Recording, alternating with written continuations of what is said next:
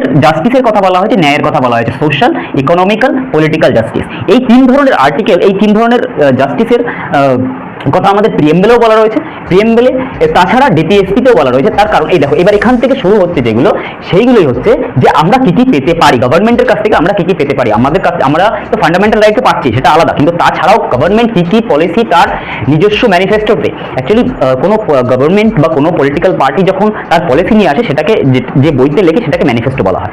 তার ম্যানিফেস্টোতে কি কি থাকবে, তো তার ম্যানিফেস্টোতে এটা থাকা উচিত, সোশ্যাল, ইকোনমিক্যাল এবং পলিটিক্যাল জাস্টিস যাতে সবাই পায় সেটা থাকা উচিত, সেটা রাখতে হবে।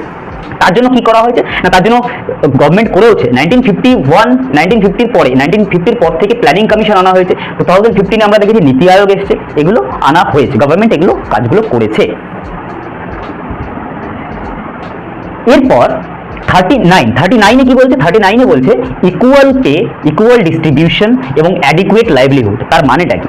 ইকুয়াল পে দ্যাট মিনস সমান কাজের জন্য সমান বেতন সবাইকে দিতে হবে। সমান কাজের জন্য সমান বেতন মানে আমি এক ধরনের কাজ করছি, আমাকে এক রকমের বেতন দেওয়া হচ্ছে, আরেকজন এক ধরনের কাজ করছে, সেম কাজ আরেকজন করছে, তাকে অন্য রকমের বা কম বা বেশি বেতন দেওয়া হচ্ছে, যেটা মহিলা এবং পুরুষদের মধ্যে এখনো বিভিন্ন জায়গায়, বিভিন্ন কর্পোরেটসে বিভিন্ন জায়গায় আমরা দেখতে পাই। এটা আগেকার দিনে তো